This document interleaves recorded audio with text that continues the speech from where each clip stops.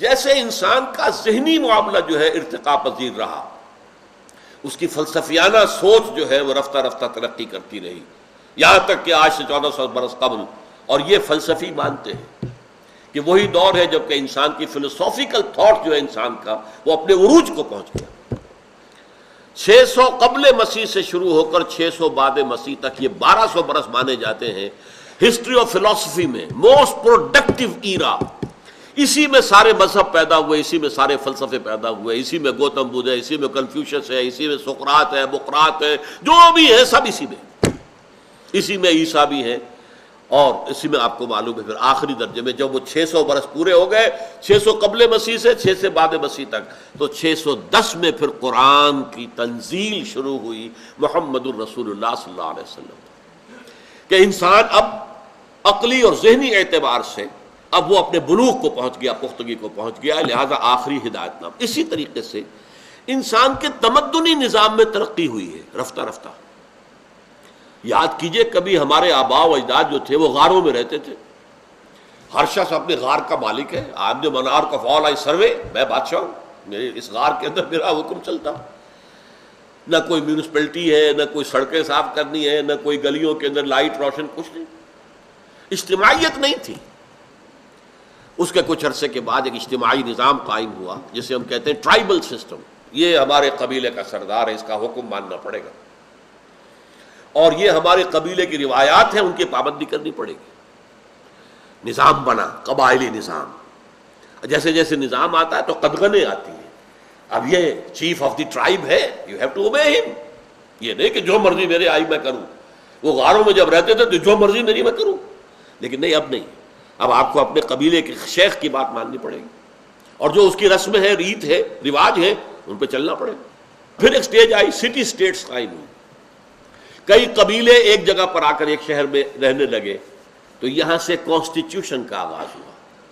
دیکھیے ایک قبیلہ ہے وہ اپنی جگہ ایک یونٹ ہے، اس کا ایک شیخ ہے، اس کا ایک سردار ہے، دوسرا قبیلہ ہے اس کی اپنا وہ بھی ایک یونٹ ہے، ان کے درمیان معاملہ کیا ہوگا ایک شہر میں رہنے کے لیے، یہاں سے کانسٹیٹیوشن شروع ہوتا۔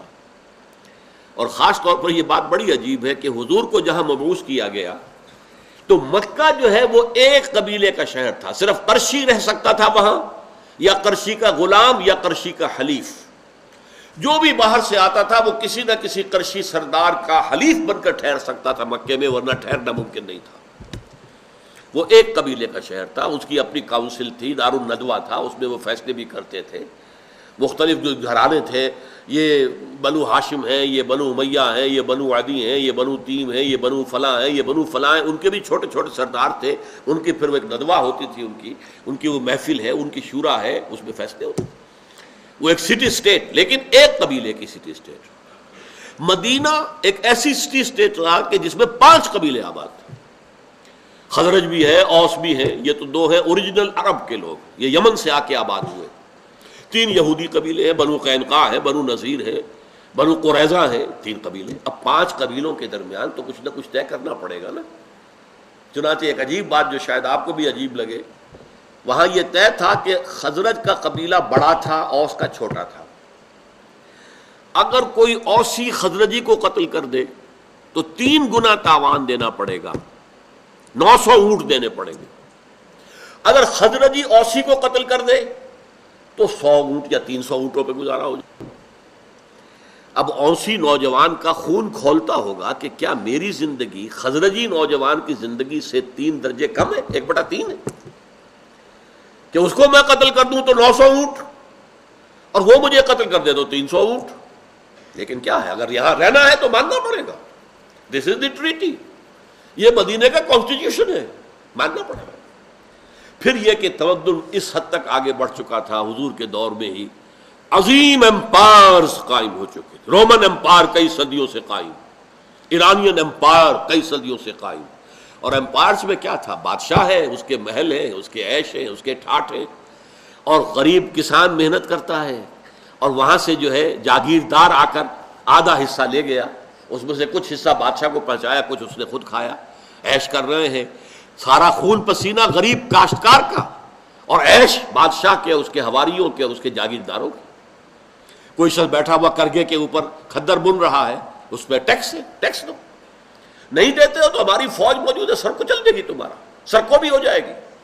انہی کے ٹیکسوں سے لے کے تو فوج کھڑی کر رکھی ہے. رومن لیجنز مشہور ہے تاریخ کے اندر، کتنی زبردست فوج رومن امپائر کی تھی.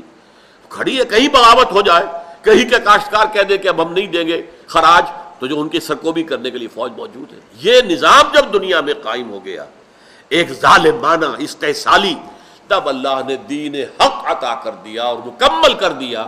الیوم اکملت لکم دینکم واتممت علیکم نعمتی ورضیت لکم الاسلام دینا. ہدایت قرآن میں مکمل، لہذا وحی کی کھڑکی بند، اور تمدنی ہدایت دین حق کی شکل میں مکمل. الیوم اکملت لکم دینکم واتممت علیکم نعمتی. یہ دونوں چیزیں مکمل ہو جانا حضور پر، یہ تکمیل نبوت کے مظاہر ہیں. اور اس دین حق کو قائم کر کے دکھا دینا یہ تکمیل رسالت کا مظہر اول ہے. اور اس نظام کو پوری دنیا میں پھیلا دینا یہ تکمیل رسالت کا مظہر دوم ہے جو ابھی باقی ہے.